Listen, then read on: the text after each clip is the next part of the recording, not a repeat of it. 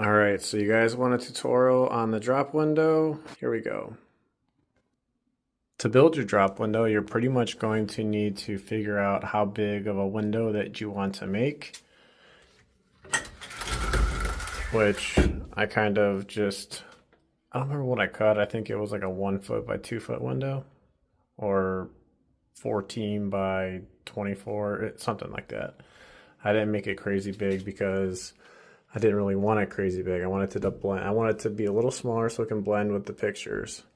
But from there, what you're going to do is after you cut your window, you're going to just get some wood and you're going to line it with 1 inch. You want to leave 1 inch on both sides when you screw your boards in, because if not, when you go to raise your window up, it's just going to fall straight through.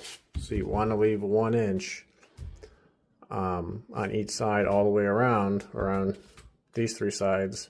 That way that board can't fall in or fall out. From there, you're going to want to cut a piece of board that's at least 1 inch wider on both sides than your window, and then make it about 3 feet long.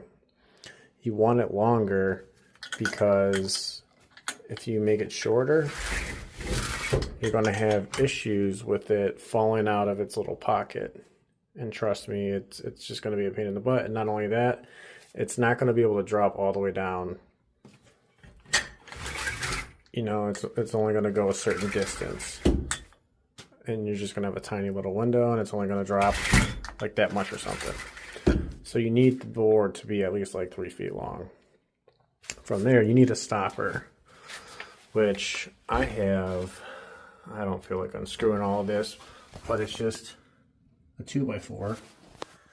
And what I did was, you want to take bolts or long screws with big washers, like in rubber washers, from the other side of this board. So what I did was, out here, you can see this tape. It's not going to come off that easy, but you guys can see that I have 4 different thick screws going through there with washers.